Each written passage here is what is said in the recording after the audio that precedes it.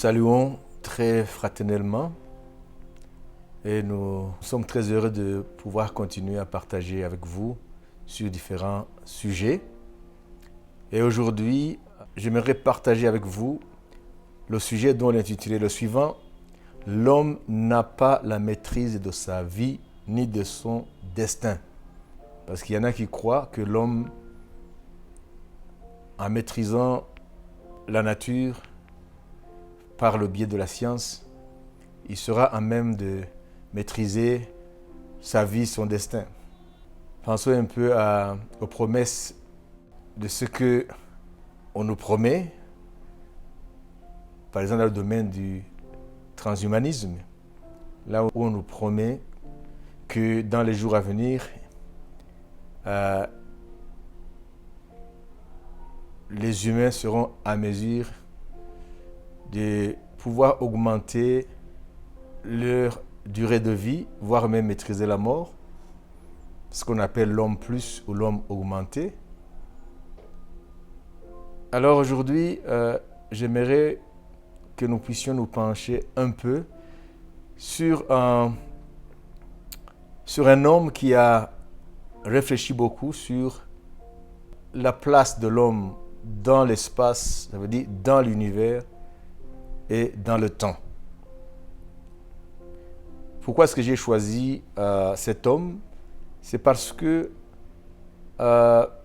ses réflexions sur la place de l'homme dans l'univers, ça veut dire dans l'espace et dans le temps, parce que vous savez que tous, nous naissons dans un temps donné et nous vivons dans un espace donné dans l'univers.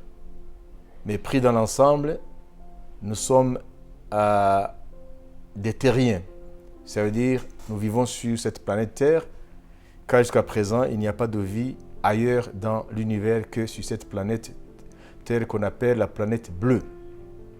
Cet homme n'est autre que Pascal Blaise. Qui est Pascal Blaise? C'est un mathématicien.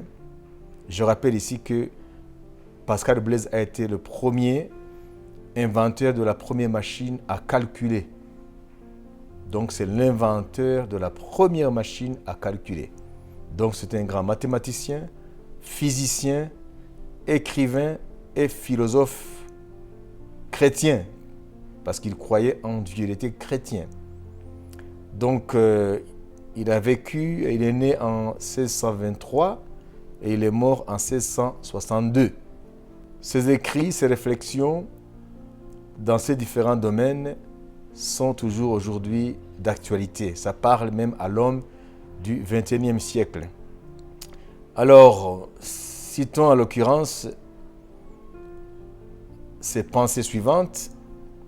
Pascal Blaise écrit: « Pourquoi ma connaissance est-elle bornée? Ma taille, ma durée à 100 ans plutôt qu'à 1000 ans? Quelle raison a eu la nature de me la donner, telle est de choisir ce milieu plutôt qu'un autre dans l'infinité? Pourquoi est-ce que la nature m'a placé sur cette terre plutôt qu'ailleurs dans l'univers, desquels il n'y a pas plus de raison de choisir l'un que l'autre?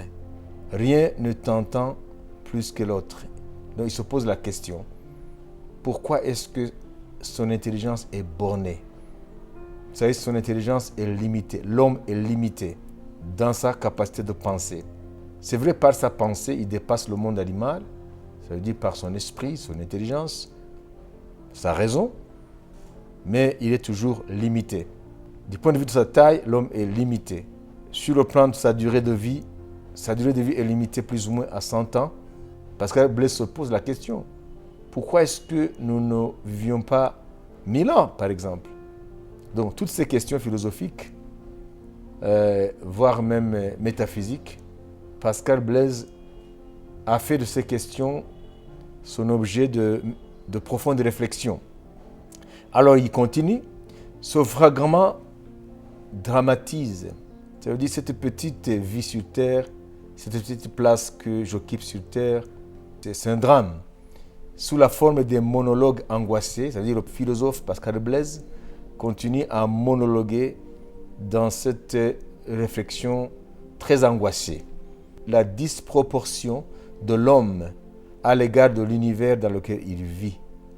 C'est-à-dire en regardant la place que l'homme occupe dans l'univers, même sur la ligne du temps, donc c'est disproportionné. Il est d'abord question de la mesure de l'homme, de sa taille, des bornes de sa connaissance, de la durée de sa vie. Vous savez, un philosophe grec qui s'appelle Protagoras, c'est de lui qu'on tient la citation suivante: « L'homme est la mesure de toutes choses ». Cette phrase est la base de l'humanisme. Ça veut dire l'humanisme qui place l'homme au centre. Vous savez, avant l'humanisme, c'est la religion qui dominait, principalement la religion chrétienne catholique. Ça veut dire tout le long du Moyen-Âge. Et à cette époque, c'est Dieu qui était au centre. Mais avec l'arrivée de l'humanisme, et plus tard les philosophies des Lumières, alors l'homme a été placé au centre. Et cette parole de Protagoras trouve toute son importance dans la philosophie humaniste. Que l'homme, c'est la mesure de toutes choses. Parce qu'avant, c'était Dieu qui était la mesure de toutes choses. On mesurait la vérité par rapport à Dieu.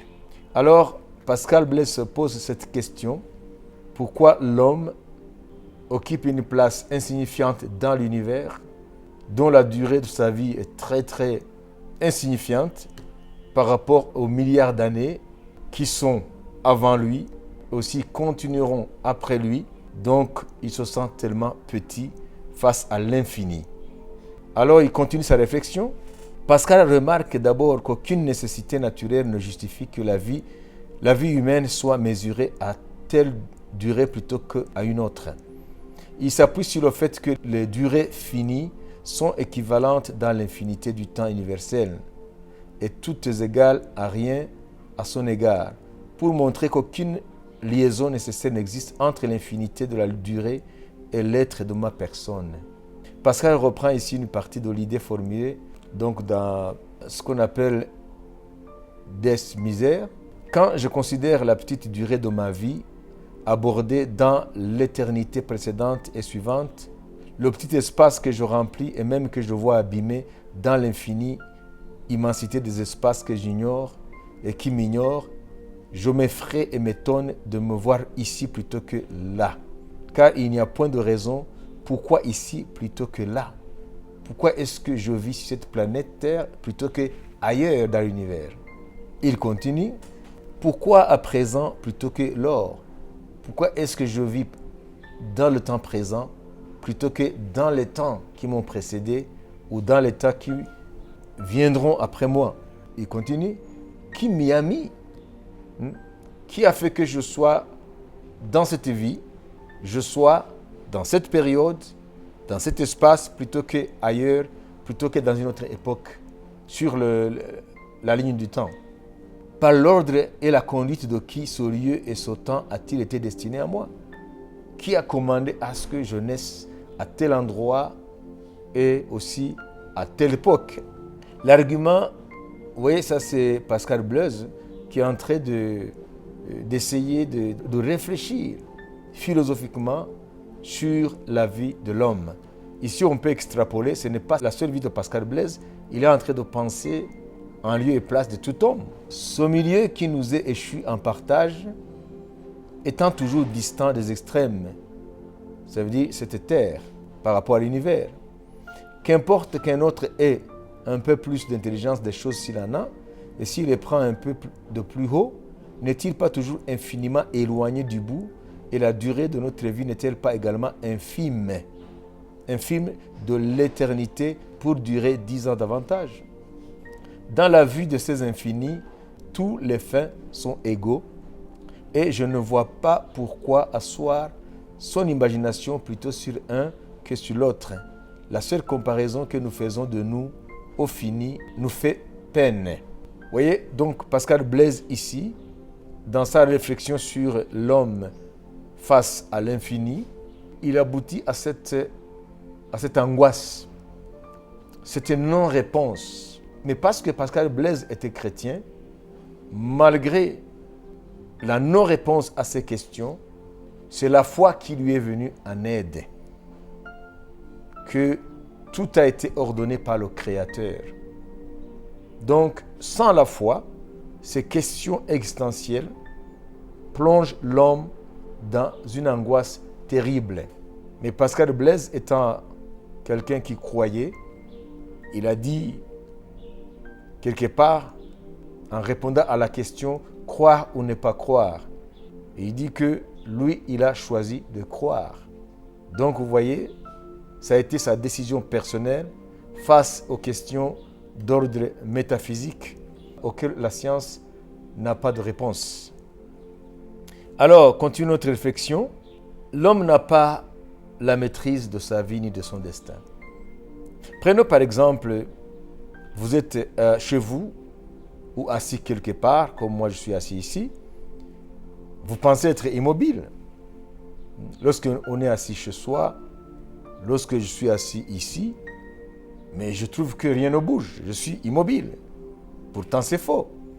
Ça veut dire la Terre, le Soleil, notre Voie lactée, notre galaxie, les galaxies voisines ou les amas de galaxies dans l'univers local où nous nous trouvons se déplacent à toute vitesse. La Terre et nous tous avec elle, la Terre, avec nous tous qui habitons la Terre et tout ce qui est sur la Terre, nous fonçons à 107 000 km par l'heure en moyenne. Donc nous parcourons ainsi pas moins de 2,6 millions de kilomètres par jour. Comment est-ce possible? Personne ne l'imagine. N'eût été la science par les progrès de l'astronomie et l'astrophysique, personne n'aurait imaginé que nous voyageons dans l'univers à la vitesse de 107 000 km par l'heure ou 2,6 millions de kilomètres par jour. Ça veut dire, par l'heure, là où tu as déjà parcouru 107 000 km dans l'univers. 2,6 millions de kilomètres par jour. C'est impensable ça, sans l'aide de la science. Alors, à quelle vitesse se déplace la Terre dans l'espace? Même si de prime abord, on ne s'en aperçoit pas vraiment, notre petite planète bleue, et donc nous avec, nous nous déplaçons très vite dans l'espace. Donc en l'espace d'une seconde, nous avons déjà parcouru des dizaines de kilomètres dans le système solaire. Mais ce n'est pas tout. Nous bougeons dans la galaxie et celle-ci fonce à travers l'univers local. Donc ça c'est très très important. Et notre Voie lactée, notre galaxie, la galaxie dans laquelle se trouve notre système solaire, la Terre comme tous les autres corps du système solaire, ça veut dire les autres planètes, Mars, Jupiter, etc. Et avec le satellite de la Terre, la Lune. Vous savez, la Lune ce n'est pas une planète. La Lune c'est un satellite naturel de la Terre. Vous savez, la Terre est entourée des satellites artificiels placés par les hommes pour étudier l'espace. Mais il y a le satellite naturel de la Terre qui s'appelle la Lune. Donc la Lune, ne commettez pas cette erreur, ce n'est pas une planète. C'est un satellite naturel de la Terre. Et comment est née la Lune pour qu'elle devienne satellite naturel de la Terre? C'est que, d'après la science, lors de la proto-Terre, ça veut dire dans les premiers instants, quand la Terre s'est formée, alors il y a une planète géante qui a percuté la Terre de la taille de Mars et a arraché de la Terre une partie de ce qui la compose. Et par la force de la gravitation, cette partie arrachée de la Terre, à cause de l'impact de ce corps céleste sur la Terre, alors par les lois physiques, en l'occurrence la gravitation, s'est formée notre Lune. C'est pour cela que la Lune est intimement liée à la Terre. La Lune exerce sa force sur la Terre, la force de la gravitation, tout comme la Terre aussi exerce sa gravitation sur la Lune. Vous savez, c'est à la Lune que nous devons les mouvements des océans, les mouvements des mers, ce qu'on appelle les marées de mer. Nous les tenons de la Lune. Donc la Lune joue un rôle très important pour la vie sur la Terre. Donc, vous comprenez? Ça veut dire que nous, dans le système solaire, la Terre avec toutes les autres planètes, nous nous déplaçons comme tous les autres corps du système solaire, y compris la Terre. Ça veut dire nous qui gravitons autour du Soleil plutôt. Le Soleil se déplace autour du bulbe galactique, aux côtés de centaines de milliards d'autres étoiles, parce que le Soleil c'est une étoile qui brille. Il lui faut ainsi environ 230 millions d'années pour faire le tour de notre galaxie. Donc, le Soleil nous entraîne, nous, ça veut dire nous les vivants qui vivons sur la Terre, entraîne aussi toutes les planètes qui gravitent autour de lui, nous entraîne dans cette course en parcourant les alentours de notre galaxie, la Voie lactée, 230 millions d'années pour faire le tour de notre galaxie. Et le Soleil est situé à environ 26 000 années-lumière. Une année-lumière, c'est la distance que parcourt la lumière pendant une année en raison de 300 000 km par seconde. Vous vous rendez compte? Donc, le Soleil se trouve à 26 000 années-lumière du centre de notre galaxie. Et notre galaxie a le diamètre de 100 000 années-lumière. Donc, depuis que le Soleil est né, il y a 4,6 milliards d'années, le Soleil aurait ainsi déjà effectué 20 révolutions seulement. C'est-à-dire le Soleil, depuis qu'il existe, 4,6 milliards d'années, n'a fait que 20 tours, 20 révolutions autour des alentours de la galaxie dans laquelle nous trouvons la Voie lactée. Donc selon les sources, sa vitesse moyenne dans la Voie lactée oscille entre 720 000 km par l'heure et 900 000 km par l'heure. Donc vous vous rendez compte? Alors tout cela nous échappe. Alors, pour terminer avec cette petite aperçu sur l'astronomie, parlons un peu de la vitesse avec laquelle nous déplaçons dans l'univers local. Parce que l'univers, il y a l'univers observable, c'est-à-dire l'univers qu'on peut observer avec nos instruments astronomiques, ça veut dire les télescopes. Mais ce n'est que l'univers observable. Mais l'univers n'est pas uniquement ce que nous pouvons voir avec les instruments scientifiques. Donc l'univers est immense. Jusqu'à présent, la science ne sait même pas si l'univers est fini ou infini. Donc la petite partie que nous observons de l'univers, alors pour que nous puissions nous déplacer, ça veut dire localement, il faut comprendre que les différents espaces de l'univers, par exemple, il y a notre planète Terre, et la Terre est composée de continents. Les continents sont composés des nations, plutôt des pays sont composés des villes sont composées des petites cités, les petites cités sont composées des quartiers, etc. Donc, nous, en nous déplaçant dans notre milieu local dans l'univers avec notre système solaire, la Voie lactée dans laquelle se trouve notre système solaire, donc avec nous qui sommes sur la Terre, la Voie lactée et sa voisine, la galaxie d'Andromède, nous sommes situés à 2,5 millions d'années-lumière. Ça veut dire que la Voie lactée dans laquelle nous sommes se trouve à 2,5 millions d'années-lumière de notre voisine, la galaxie d'Andromède. Et nous nous attirons mutuellement. Ça veut dire la galaxie dans laquelle nous nous trouvons, la Voie lactée, et la galaxie voisine, ça veut dire la galaxie d'Andromède, nous nous attirons mutuellement par la force de la gravitation. Vous savez, l'univers est composé de milliards de galaxies. Alors, la nôtre, celle qui est notre voisine, nous nous attirons mutuellement sous l'effet de la gravité et nous fonçons, écoutez bien, nous fonçons ainsi chaque heure quelques 2,1 millions de kilomètres en direction de l'amas de galaxies de la Vierge, l'autre amas de galaxies, l'ensemble de galaxies. Et l'immense groupe de galaxies se déplace à travers le grand continent galactique auquel nous appartenons. Ça s'appelle l'Aniakea. Qu'est-ce que ça nous apprend ceci? Ça nous apprend que tout est en mouvement dans l'univers. Sans que nous, les humains, nous nous rendions compte de cela. Alors cela montre à l'homme qu'il est petit par rapport à ces immensités, comme disait Pascal Blaise, qui nous échappent.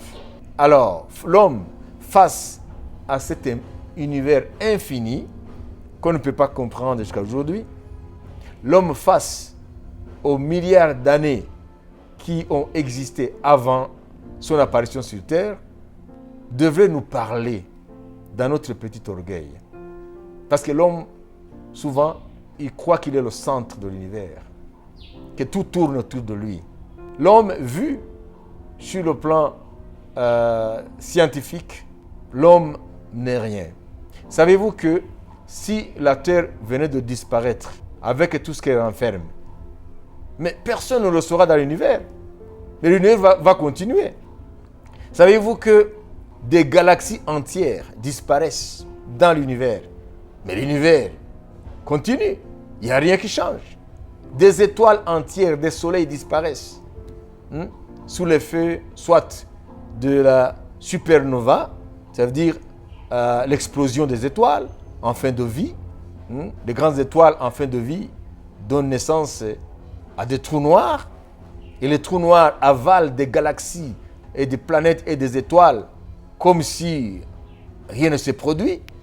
Donc vous voyez, l'univers est tellement immense que la disparition de notre Terre est insignifiante. La disparition même de notre galaxie, composée de milliards d'étoiles, serait aussi insignifiante. Alors, et l'homme, s'il disparaissait, ça devient encore plus insignifiant. Donc, baissons un peu notre orgueil. Alors, voyons ce que la Bible dit de l'homme par rapport à l'univers. Là, nous avons vu un tout petit peu ce que la science dit par rapport à la place de l'homme dans l'univers.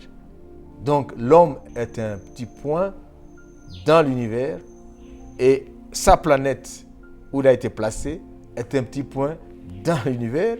Le système solaire auquel nous appartenons est un petit point dans l'univers. Notre galaxie est un petit point dans l'univers. Donc vous comprenez pourquoi la Bible va nous dire ce qui suit. Nous allons interroger le prophète Ésaïe, qui a vécu à Jérusalem au 8e siècle avant Jésus-Christ, approximativement entre 766 et 701 avant Jésus. Je cite un passage de son livre, Ésaïe 40, verset 17 jusqu'au verset 26. Dieu dit par Ésaïe, « Toutes les nations sont devant lui, devant Dieu, comme un rien. Elles ne sont pour lui que néant et vanité. » Vous voyez, ça ce n'est pas la science qui le dit, c'est Dieu qui le dit par la bouche d'Ésaïe au 8e siècle avant Jésus, avant que la science découvre l'immensité de l'univers. Savez-vous qu'à l'époque d'Abraham, 2000 ans avant Jésus, les hommes de l'époque d'Abraham croyaient que le ciel était rempli de pas plus de 1000 étoiles. Mais aujourd'hui, avec la science, avec le progrès de l'astronomie, avec l'invention des télescopes géants qui voient plus loin dans l'univers, maintenant nous savons plus ou moins que l'univers est tellement immense qu'il pourrait être infini, avec des milliards d'étoiles. Donc vous voyez, ça ce n'est pas nouveau parce que la Bible l'avait prédit. Il y a de cela plus de 2700 ans. Donc, Ésaïe dit, toutes les nations sont devant lui comme un rien. Elles ne sont pour lui que néant et vanité. À qui voulez-vous comparer Dieu? Et quelle image ferez-vous son égal? Ne le savez-vous pas? Ne l'avez-vous pas appris? Ne vous a-t-on pas fait connaître dès le commencement? N'avez-vous jamais réfléchi à la fondation de la terre? C'est lui qui est assis au-dessus du cercle de la terre, ça veut dire Dieu, et ceux qui l'habitent sont comme des sauterelles. Ça veut dire, nous qui habitons sur la surface de la terre, devant Dieu, nous sommes comme des sauterelles. Donc nous sommes insignifiants. Il étend les cieux comme une étoffe légère, il les déploie comme une tente pour en faire sa demeure. Et Dieu continue à dire, à qui me comparerez-vous pour que je lui ressemble, dit le Saint. Levez vos yeux en haut. C'est-à-dire, Dieu nous invite à faire de l'astronomie. Levons nos yeux en haut et regardez. Qui a créé ces choses? Qui fait marcher en ordre leur armée? Ici, leur armée, ce sont les étoiles, ce sont les planètes, ce sont les galaxies. Qui fait marcher ces milliards de galaxies? C'est-à-dire, qui les met en mouvement? Vous savez, nous avons commencé avec la réflexion de Pascal Blaise sur l'homme face à l'infini. Et nous avons fait un petit tour chez les astronomes. Et nous avons compris que tout est en mouvement. Et que nous, étant assis, étant debout, en marchant sur cette terre, ne sommes pas conscients, à part ce que la science nous dit, que nous sommes en mouvement à une vitesse extraordinaire. Donc, tout est en mouvement dans l'univers. À toute échelle de l'univers, tout est en mouvement. Et Dieu demande qui fait marcher en ordre ces galaxies, qui fait marcher en ordre ces étoiles, qui fait marcher en ordre ces planètes. Ça veut dire qui a fixé la loi ou les lois physiques, que ce soit la gravité, que ce soit les autres lois physiques. Vous savez qu'il y a 4 lois fondamentales, ce qu'on appelle le modèle standard. Il y a la gravité, qui est puissante à grande échelle, mais à l'échelle atomique, la gravité n'est rien. C'est une force insignifiante.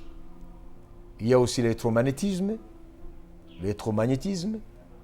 Il y a l'interaction forte et l'interaction faible. Alors, les 4 lois fondamentales qui régissent la physique, jusqu'aujourd'hui, Dieu est en train de demander qui les a instituées. Qui a imposé ces lois? Vous savez, aujourd'hui, la physique travaille à une nouvelle théorie qui pourrait réunir les 4 forces. Parce que la force de la gravité, elle est quasiment nulle à l'échelle subatomique. Donc, à l'échelle de l'infiniment petit, il n'y a que 3 lois qui agissent. La loi de l'électromagnétisme, qui est plus forte que la loi de la gravité, qui est plus forte que la loi de l'électro faible, ça veut dire la loi de l'interaction faible. Donc, à l'échelle de grandeur, la plus grande force dans l'univers, c'est la force de l'interaction forte qui agisse dans l'infiniment petit au niveau du monde subatomique. Et puis, il y a la loi de l'électromagnétisme. Et puis, il y a la loi de l'interaction faible. Toutes ces 3 lois qui agissent au niveau de l'infiniment petit, en face de ces 3 lois, la gravité est la petite de toutes ces forces. Mais lorsque nous regardons l'univers, c'est la loi de la gravité qui est de loin la plus forte, parce qu'elle agit sur l'infiniment grand, sur des grands corps. Donc dans l'univers, c'est la loi de la gravité qui est la loi la plus puissante. Mais au niveau de l'atome, la loi de la gravité est quasiment nulle. Donc aujourd'hui, nous voyons que avec la science, tout est en mouvement. Donc, tout bouge à des vitesses extraordinaires. Et nous venons aussi de voir que Dieu, avant que la science ne découvre cette vérité sur l'univers, le fonctionnement de l'univers, le fonctionnement de différents corps dans l'univers, Dieu lui-même a dit que tout est en mouvement, que c'est lui qui a imposé à ce que l'univers soit en perpétuel mouvement.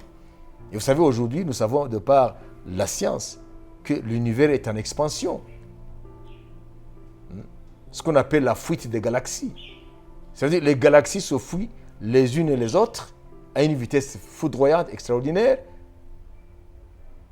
Il y a une force qui fait que l'univers soit en expansion. La science appelle cela l'énergie noire, qui est à la base de cette fuite des galaxies ou cette expansion de l'univers ou de cette dilatation de l'espace-temps. Alors aujourd'hui, nous nous penchons sur cette comparaison entre ce que la science dit et ce que la Bible a prédit. Vous voyez, 8 siècles avant Jésus, la Bible a prédit ou a révélé que dans l'univers, d'abord que l'univers est tellement immense et les étoiles, les galaxies qui composent l'univers sont extrêmement élevées que jusqu'à aujourd'hui, on ne connaît pas tout ce qui compose l'univers. Et voilà, Dieu pose la question en disant, qui met en mouvement ces choses, ces galaxies, ces étoiles, ces planètes? Et il continue à dire, il les appelle toutes par leur nom. Par son grand pouvoir et par sa force puissante, il n'en est pas une qui fasse défaut. Ça veut dire que c'est Dieu qui a fixé les lois qui régissent les phénomènes physiques, les lois qui régissent tout dans l'univers. Alors, en guise de conclusion, qu'est-ce que nous pouvons tirer comme conclusion?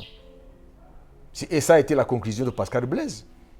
Il a dit, face à ces infinis qui m'échappent, à ces infinis sur le plan espace, l'infini sur le plan temps, je m'incline et je donne gloire au Créateur.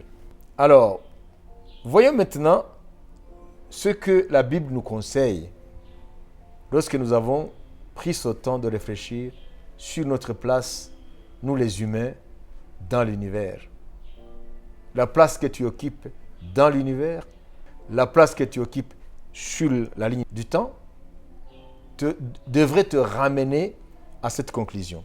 L'Épître de Jacques, chapitre 4, verset 14, il dit, « Vous qui ne savez pas ce qui arrivera demain, car qu'est-ce que votre vie? Vous êtes une vapeur qui paraît pour un peu de temps et qui ensuite disparaît. » Notre vie, c'est comme une vapeur. Qui a saisi dans la paume de sa main une vapeur? Personne.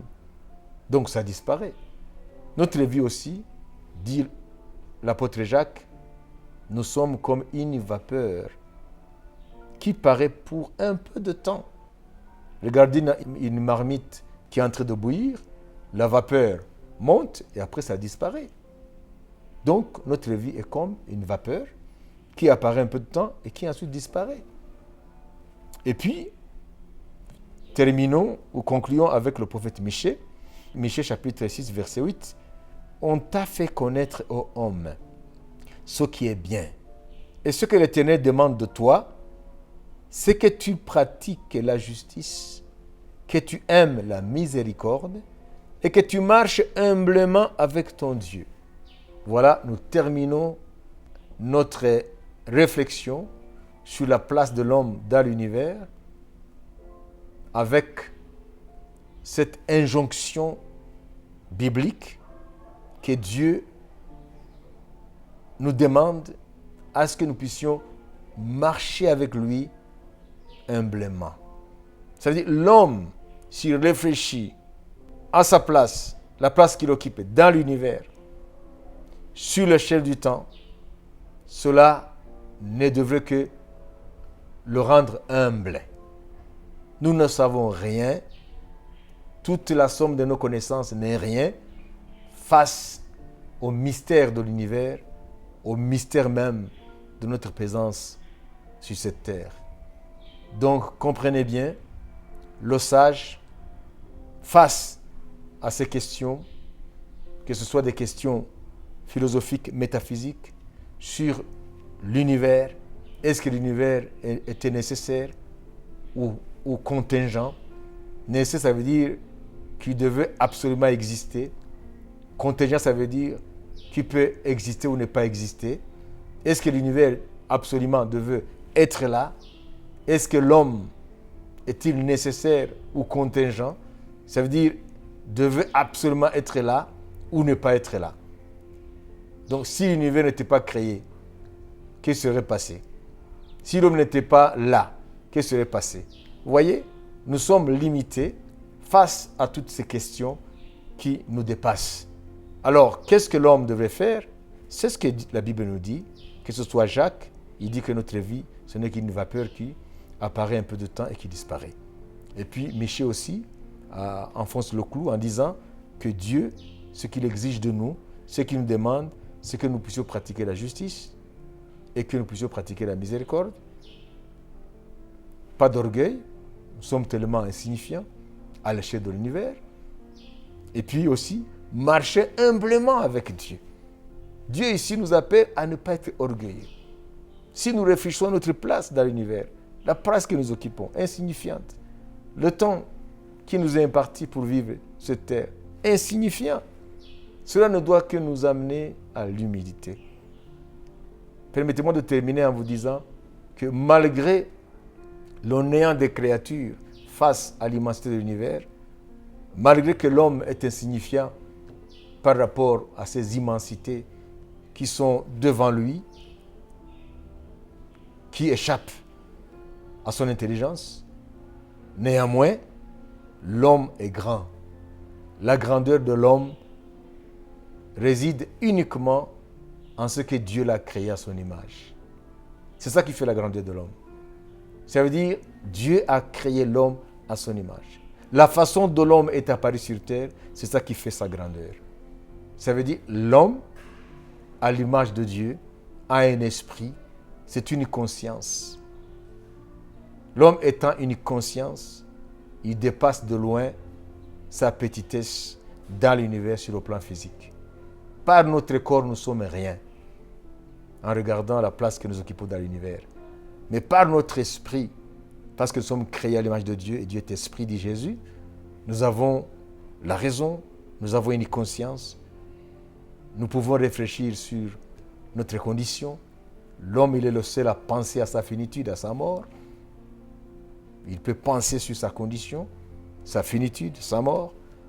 Il peut aussi penser aux choses qui dépassent sa condition, penser sur Dieu, penser sur le pourquoi des choses. Donc l'homme, étant une créature insignifiante, vu sa place dans l'univers, néanmoins, il est grand de par son esprit, de par sa conscience, de par sa raison. C'est pour cela que le même Pascal Blaise dira, l'homme est un roseau pensant, le plus faible de la nature. Donc l'homme est un roseau, le plus faible dans la nature, mais c'est un roseau pensant. Ce qui fait la grandeur de l'homme, c'est qu'il pense. Que Dieu vous bénisse. Et je crois que ce message vous est très utile afin que vous puissiez avoir ou posséder un cœur sage. Merci. Que Dieu vous bénisse.